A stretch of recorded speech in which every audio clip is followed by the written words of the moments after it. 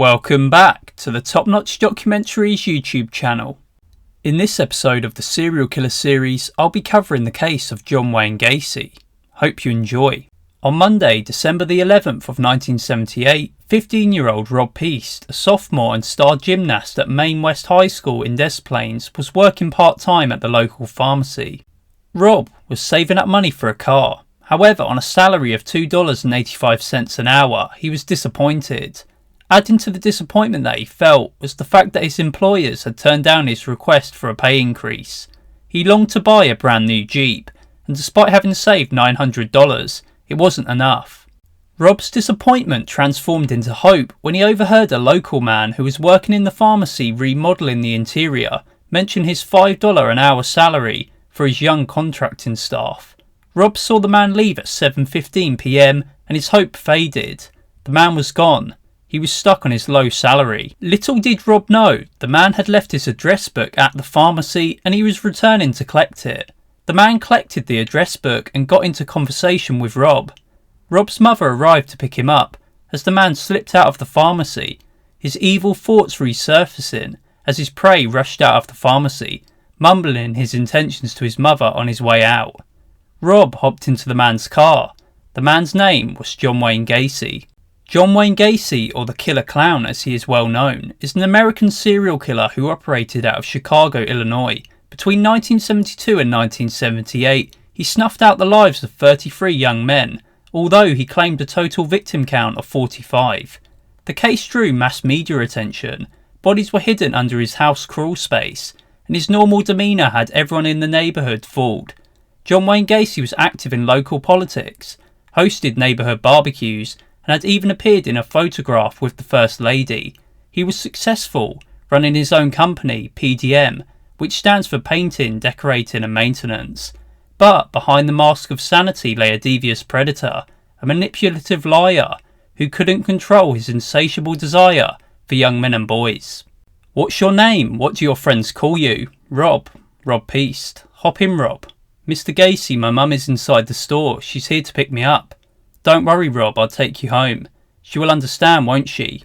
"But sir, it's her birthday. My family's waiting at home for me so we can cut the cake and sing happy birthday. I really have to be quick about this." "You love your mother?" "Well, yeah, of course I do." "Imagine coming home with the news that you've landed a new job that pays $5 an hour. A job with perks and a future. She'd be happy for you, wouldn't she? That would make her happy, wouldn't it?" Gacy was a manipulative predator. He was skilled at picking up young men and conning them into a false sense of security. Whatever the young man wanted, he could provide it. He had one hell of a talk game after all. He was a natural businessman. John Wayne Gacy had sold the dream to Rob Peast. They arrived at his house on the lie that Gacy had to have him filling in some legal forms before he could start working for him. Enthusiastically, Rob had agreed, unaware of who he was in the proximity with. Inside his house, pictures of clowns were everywhere. "What's with all the clowns?" "I'm a clown," Gacy responded, and Rob laughed. John explained how he was indeed a clown. He was known as Pogo, making children laugh in hospitals. He agreed to show him some tricks, and asked if he wanted a beer. Rob had a beer but reiterated his point of needing to return home soon. John was annoyed but played it off, returning with the legal forms and something else, a set of handcuffs. John smiled as he performed the handcuff trick, which astonished Rob. "How did you do that?" he asked inquisitively. "I'll show you. Give me your right hand." He turned Rob around and then handcuffed his left hand. "Okay, John, what's the trick?" Rob asked, smiling. "The trick is not being dumb and stupid. Everyone knows the only way to free yourself from locked handcuffs is to have the key. Do you have the key, Rob, or are you dumb and stupid?" In that split moment, Rob saw the devil, and then Rob saw John. To this day, nobody is certain what was wrong with John. His personality would alter completely in an instant, from calm and friendly to serious and terrifying. John told Rob that he was going to remove the handcuffs, but then the phone rang. It went straight to voicemail. John moved from the handcuff trick to beginning to rant about how he wasn't homosexual. He always argued that he was bisexual. He wanted Rob to engage in some activities with him. "John, that type of activity is just not in me. It's just not me." John responded angrily. "You said you'd do anything for money. You led me on, you lied to me." Handcuffed, Rob stood little chance of being able to overpower John. He was heavy-set and this was his home after all. However, out of nowhere, John switched back to his original self. He apologised for his outrageous behaviour and unlocked the handcuffs. John wanted to show Rob one last trick, the rope trick. He put it around Rob's neck and twisted it. Rob struggled as he lost air and eventually hit the floor, and he died on that floor. It was at this moment that the phone rang again. It was informing John that his uncle was on death's door. He was due at the hospital as a result, but first, he had more pressing matters to take care of. He checked the pockets of Rob's coat and chucked a receipt from the pharmacy for picture development into his bin. John liked the coat, considering giving it to one of his two most loyal contractors, David Cram or Michael Rossi. John slept next to Rob's body before placing it in his attic. By this point, Rob's family were frantic and looking for answers about where he might have gone. He had headed out of the pharmacy to talk to John for work. That was all they knew. The pharmacy owners and employees were familiar with John. He had done work there in the past, and he was the last person that Rob had been planning on speaking with. In a pattern that keeps reoccurring in this case, John denied knowledge of Rob and denied ever speaking to him. The disappearance of Rob Peast would be the end of John Wayne Gacy. John became a prime suspect not long after, and he had a sodomy conviction out of Iowa, which likely contributed to this. Soon after this discovery, two teams were set up to surveil him. John knew that he was being followed, actually having friendly interactions with members of the teams. He purchased drinks for the police and even had breakfast with one of the teams. The police learned that John loved talking about himself, all of his connections to political figures in Chicago and how successful his business was. Soon, police executed a search warrant on John's house. They'd find shackles in his attic, along with books titled The Gay Lover Letters and Pretty Boys Must Die. The most important piece of information found was in the trash, the pharmacy receipt for picture development. A co-worker borrowing Rob's coat had placed the receipt in the pocket, and the evidence tied Rob to John Wayne Gacy's house. As the surveillance teams kept following John, his mental state began deteriorating. John finally lost it and ended up confessing to his lawyer. John was detached from reality and completely disconnected from the severity of what he was being looked into for. John made the comment that Rob was dead and in a river. I've been the judge, jury and executioner of many, many people. Now I'm going to be my own judge, jury and executioner. John went on to say that he killed people, effing male prostitutes, greedy effing liars. It was always these greedy hustlers, and then they would change their tune, say they wanted more money. I buried them all. Well, no, that's not right. I ran out of room. So some are in the river, the Des Plaines River. John would ramble and confess to murdering his first victim years earlier, in 1972. His lawyer was shocked, and the surveillance team actually noticed his startled reaction. Because of John being a client, little could be said. However, the surveillance team were informed that they could not lose track of John and were told to shoot his tyres out if he left. The next morning, John ran out of the building and they lost track of him, his excessive speeding having already proven to be a nightmare in the days prior. John planned on ending his life at his father's gravesite. As he made his way there, he stopped to say goodbye to different people, one of which was David Cram, one of his loyal workers.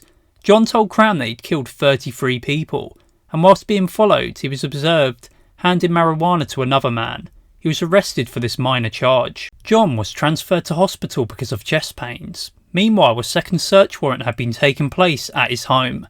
This was in part because of the pharmacy receipt, but the main reason given was because a member of the night surveillance team had smelt something decaying in John's home. He compared it to the smell of a morgue. The smell radiated from the crawlspace, and police would begin digging and stumbled upon bones. At this time, John was charged with 1 count of homicide. He would then begin confessing. John referred to the crawlspace as the burial grounds. He drew a diagram of the crawlspace and perfectly mapped out every body location. By the time that the search was concluded, 26 bodies would be found in the crawlspace. 3 were in his yard and 4 had been disposed of in the Des Plaines River. Local residents were horrified by the discoveries, but also morbidly fascinated by the man who had hosted parties and networked with local politicians. Who was the real John Wayne Gacy, and what had his life been like before his final arrest? John Wayne Gacy was born in Chicago in 1942. Gacy always seemed to want to impress his abusive father, but fell short of this aim. He was overweight and had many medical problems growing up, But despite these medical problems and the speculation that he'd been molested as a young child by a neighbour, John Wayne Gacy seemed to shine as he grew older. He worked as a salesman for most of his life, and he always seemed to get his own way. He had many jobs throughout his life, from precinct captain for political parties, to manager at a KFC chain and a member of the JCs, which helped young men develop personal, business and leadership skills. Gacy would get married in Iowa and have 2 children. He began working for his father-in-law at a local KFC, and around this same time he began recruiting members for the JCs and increased the membership exponentially. Waterloo, Iowa, I was honored as Man of the Year because besides working full-time, I also, I was the chaplain for the JCs and also ran the membership campaign. And of course, we used pornography. We had stag shows, and that's how we increased the membership from 150 to 400 members in that JC chapter. We were dealing with porno films, and we had a girl set up in a room in that. So it was, the thing to do. We were boosting membership from it. So nobody said a word about it. In 1968, whilst running for president of the JCs, Gacy was arrested for sodomy of a young man. Complaints had been made by other young men about similar crimes. Gacy would blame the victims. They wanted money or they were blackmailing him. And he was sentenced to 10 years in prison, but only served 1 year and a half. And this short prison sentence is speculated to have been because of his connections to politics and other influential and powerful people. Over the years, many chances to save lives were missed, this being one of the biggest failed opportunities to save many young lives. Whilst in prison, Gacy rose to the top of the prison hierarchy. He explained away his conviction to fellow inmates and said that he'd shown a teenager a pornographic film. Gacy's wife divorced him, and whilst in prison, his father died. This deeply affected him because he had always tried to seek his approval. He felt guilty about his father's death and blamed himself for it. Moving back to Chicago following his release from prison, Gacy began working as a chef and soon set up his own business, PDM. Gacy married for a second time, his dark history unknown to the people close to him. His wife was oblivious to what had occurred in Iowa. Now married, Gacy moved his mother out of the house and into an apartment close by, and on one occasion whilst at her apartment, she had walked in on John and another man in the living room. At the apartment, neighbours had seen John outside late into the evening, with a shovel.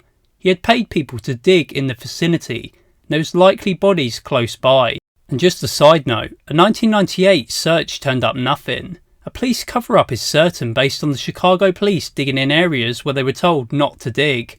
Why they did this has never been explained, but it would seem like police didn't want any more bodies turning up. Bad press would mean that careers could be on the line, and John Wayne Gacy could have been brought to justice sooner.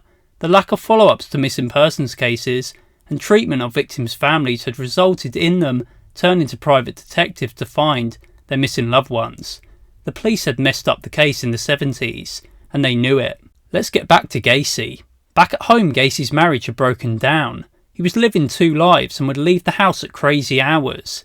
His wife became sick of it, as young men would be at his house at night and she believed that he was dealing. Gacy had already honed his craft of finding victims. He opened his house to young men who came to party.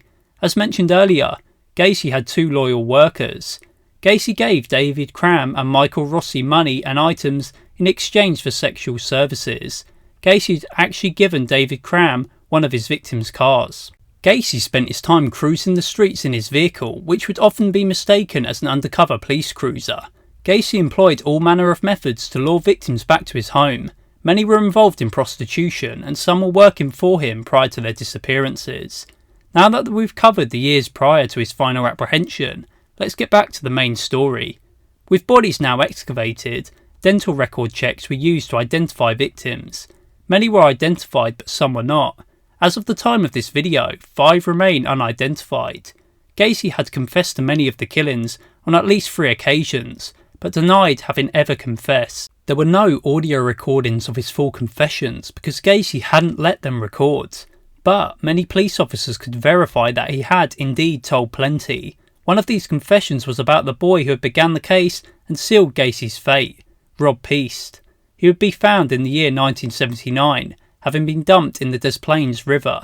Gacy would be convicted of 33 slayings and now resided in prison forever. and he was later given the death penalty for his crimes.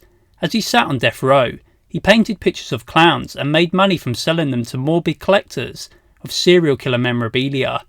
Yeah, your paintings have improved over the years. I think we've seen some... I think I've learned from each one of them. Hey. I guess it's the same reason why I relate to Michelangelo, because he was a workaholic, and Leonardo da Vinci. People always ask me who my favorite artists are and why. And I did not know that Michelangelo was homosexual. It doesn't make no difference to me. He was a workaholic. He was a sculptor. He was a painter and did a lot of other things. Da Vinci was an inventor in that. And of course, in my life, I've done painting, decorating, wallpapering. I've done mural work. Families of his victims were outraged, and rightfully so. Gacy would protest his innocence up until his death by lethal injection in May 1994. As members of the public cheered from outside the prison, John slowly suffocated, the lethal injection having been botched, and he still got an easier death than the rest of his victims. This has been the Serial Killer Series episode on John Wayne Gacy. As always, thank you for watching.